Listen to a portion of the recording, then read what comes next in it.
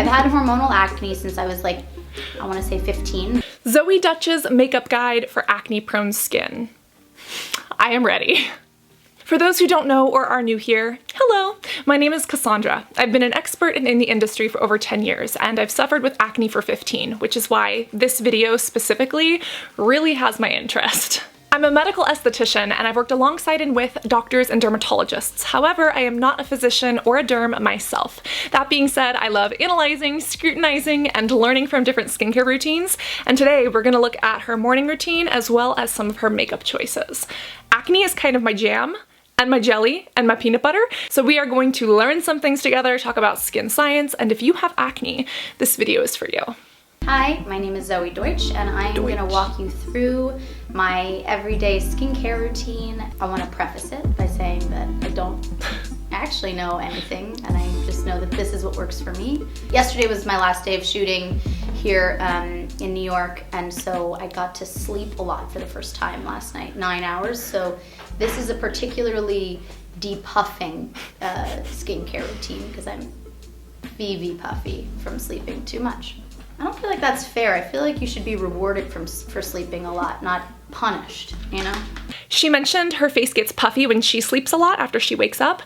That actually depends on how you sleep. If you sleep on your face, a lot of the fluid that is circulating throughout your body, specifically lymph, can kind of pool up in this facial area. Your heart is the pump that sends blood throughout your body, but you also have lymph fluid. That fluid has no pump, and the way it gets throughout your body is by the use of your muscles, which is why exercise is important. But when we're sleeping at night, that isn't being circulated as easily.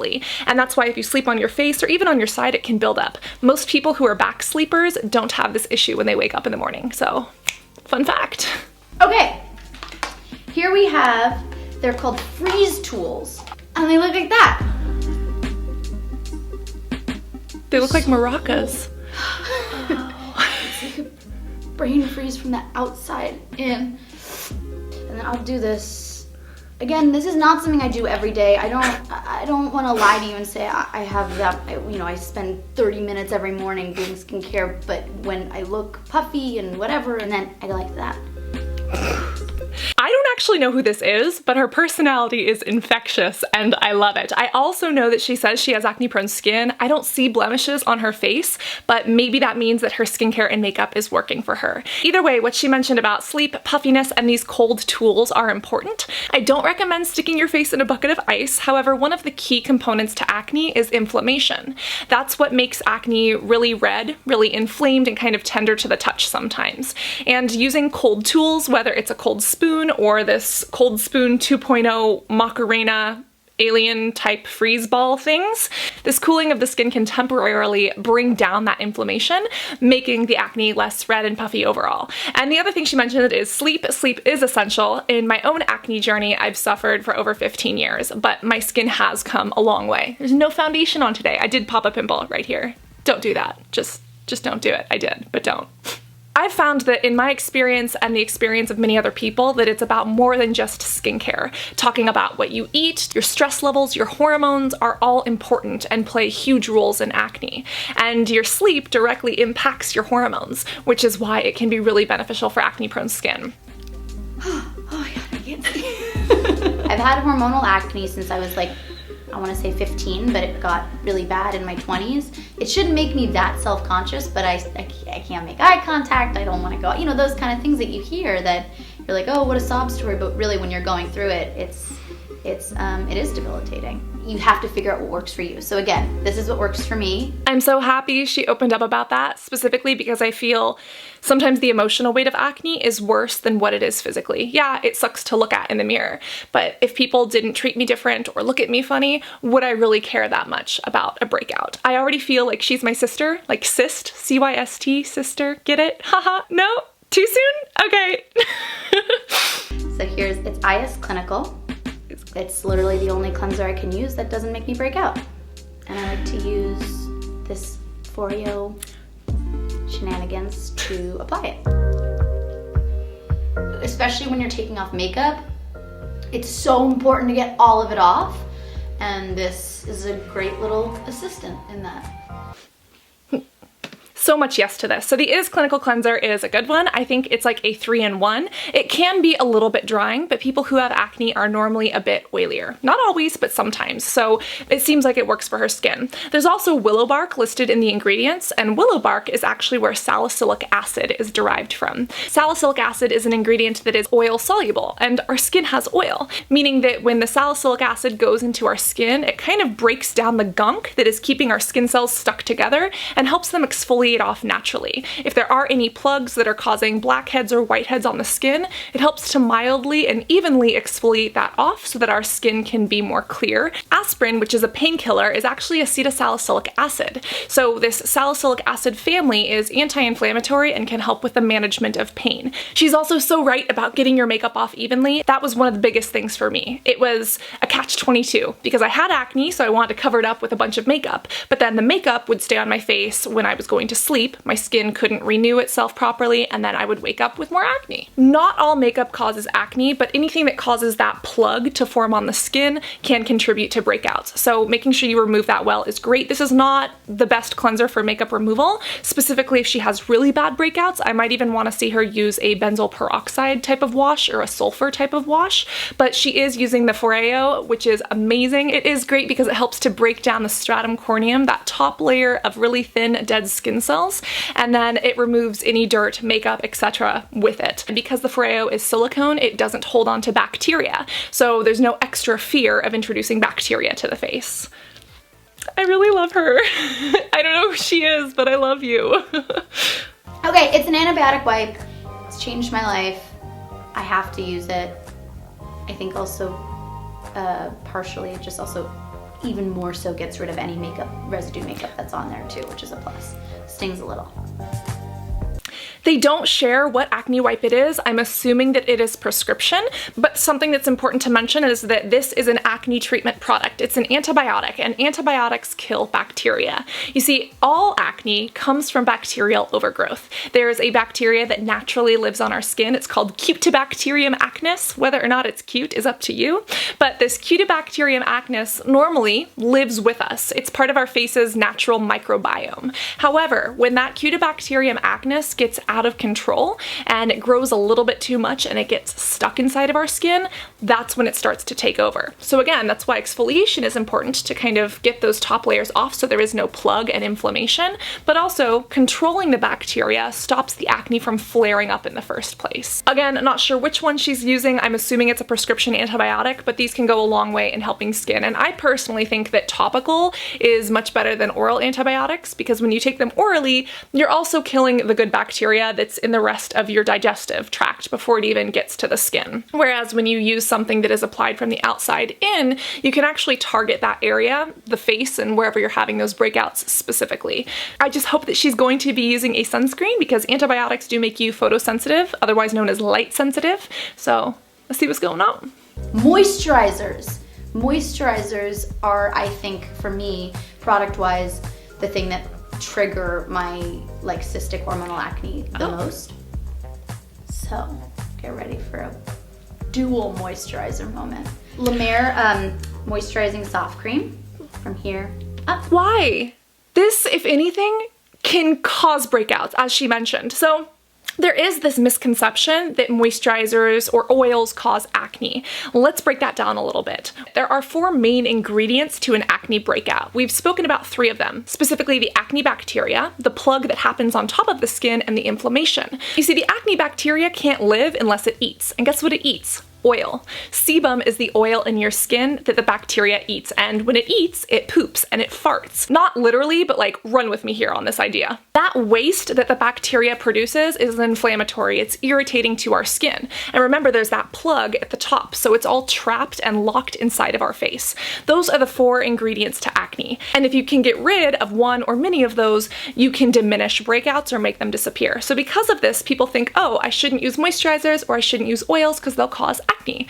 Not always true. Sometimes your skin produces too much oil because your skin is naturally dry. And if you gave your skin a good, healthy moisturizer, your skin would say, oh, we have moisture, we don't need to create it ourselves, let's stop the oil production, which can help the acne go bye-bye. So moisturizers are really good for acne-prone skin, especially if you do have acne-prone skin that is dry, but this one in particular I have problems with, and we've spoken about it before, but even if you can afford it, La Mer is really overpriced. This ingredients list specifically has dozens of different things inside of it, and the more things you add on, the more likely your skin is to react negatively to one of them and then trigger breakouts. Overall, this product is just grossly overpriced. It's not needed, and you can find much less expensive options.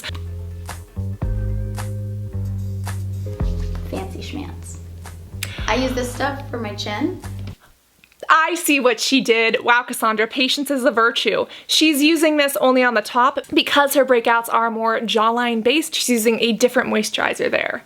Got it. Still, don't use the La Mer. Here are 3 others that are much better for acne-prone skin and at different price points. So if you don't want to waste your money, you don't have to. But if you have money to wipe your butt with and you do want to just flush it down the toilet, here's one that's expensive, but that's actually good for acne. It was recommended to me by a dermatologist. Was it Dr. Dre though? Then I use the La Mer Eye Concentrate, the new one. I love it. And it comes with a fancy tool.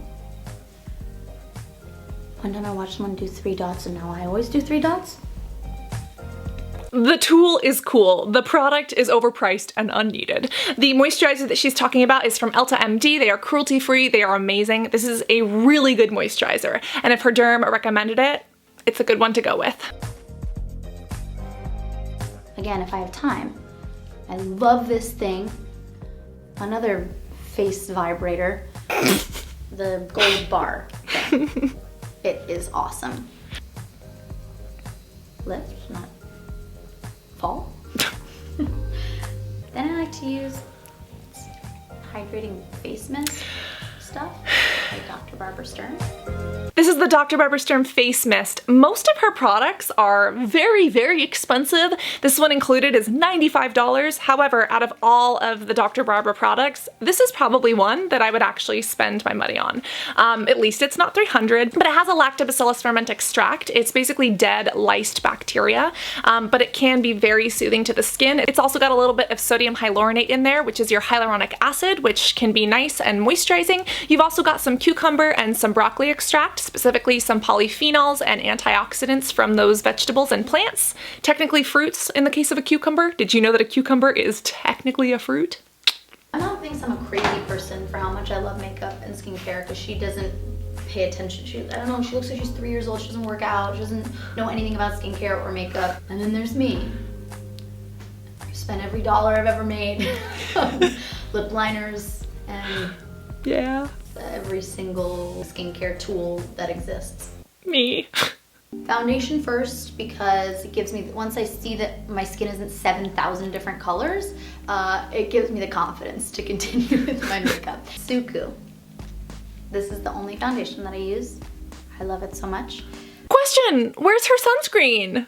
This foundation is imported from Japan, so I can't even find ingredients for it, but I would want to see her use a little something more, especially if she is still struggling with those breakouts. You can use non-drying spot treatments. There's the Tarte Blemish Bully, which has azelaic acid, which is fantastic, and it can go right under makeup. She could use a primer that is made for acne-prone skin, or even a foundation that has a little bit of salicylic acid in it. And ingredients in foundation that not only cover the skin and even out the tone of the skin, but actually deliver some sort of benefit to the skin. I do this.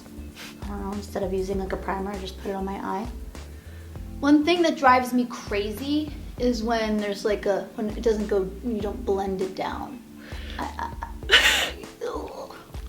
So that line that she's talking about is called the line of demarcation. If you don't bring your makeup all the way down, it can cause that. But here's a tip for you. When you go to buy a new foundation, you normally put it on like the back of your hand or somewhere on your face, right? Well, think about it. The purpose of applying foundation is to cover things on our face and to even out skin tone. If you don't want to apply makeup to this entire area, match your foundation to down here. Match your foundation to the area that you won't be applying it, so that way when you put it on, it matches. Because especially for acne-prone skin or someone who has rosacea, dude, my face is super red. If I matched to my face, I would just look like a giant raspberry. And I would have to take that all the way down my neck and my chest in order to make it even. I'm a little bit more green toned down here, so if I actually matched to this area, when I put that on my face, I won't have to take it everywhere else. Now for the most important blush of all time. Chanel. It's called Golden Sun. I have 4 of them. One is always in my purse. I'm sure it's beautiful, especially on her face. Her face is like a canvas and she paints it so perfectly. Picasso in a person. No, I'm sure she has the money to spend on Chanel and I'm sure it looks great on her, but Chanel is one of those brands that, like, you are a luxury designer brand. Why are you in makeup and skincare? Don't do it. The one thing I want to point out is that there are different blushes that can break out acne-prone skin. So if you do tend to break out, especially in this cheek area, number 1, look at your blush. Try to see if you have any red number 40 or bismuth oxychloride in there that might be causing sensitivity for you. And number 2, look at your makeup brush. Clean that thing. How sanitary are you, my friend? Bacteria on your face, put it on a brush, go leave it in your hot bathroom. That right there is a bacterial wand worthy of a Harry Potter integration. Now I'm gonna do this. I love this stuff. It's another powder, Kojendo. Kojendo. Ooh, my foot fell asleep. I'm sitting on my foot. I don't know this powder, but I'm looking at it on Sephora. The ingredients are pretty good. Unfortunately, it has silk powder in it, which is not vegan. It's actually boiled worms. This is basically a mineral powder, but it has sodium hyaluronate. So it might be a little bit more hydrating, and because there's mica in here, it might give a little bit of a sheen to the skin. Overall, if you're going to use a loose powder, again, look at that one from Juice Beauty or look at one from 100% Pure. This isn't horrible, but I would recommend those two if you do have acne-prone skin. I put it on my nose, put it here, here, and it's supposed to be lipstick. And I'll also put it on my lips, but I don't need to right now. What she's doing is a makeup artist trick. This is actually used a lot on film sets and in professional settings and behind the scenes of magazine shoots. However, for acne-prone skin, it is not the best. Lipsticks normally have waxes and esters in them that help them stay for a long time on your lips. And if those sit on the skin, it could make one of those little plugs a lot worse, which could contribute to more of a breakout. So if she doesn't have acne right here, keep doing it, because obviously she looks amazing with it and it's something that she enjoys doing. But if she does have blackheads or sebaceous filaments on her nose, and if she does have breakouts in this cheek area, I would say stop putting the lipstick or the cream products on your cheeks and see if it gets better. I've got makeup all over this shirt. Oh my god. I wish I could bottle up her personality and put it in a mason jar and keep it with me in my purse or in my car or anywhere that I want to go to feel happy. If you learned a little something, make sure that you that like button, and don't forget to that subscribe button if you haven't already. Remember to love the skin you're in and be beautiful inside and out, and I cannot wait to see you in the next video, specifically the one on how I cleared my own acne. You can find that right here.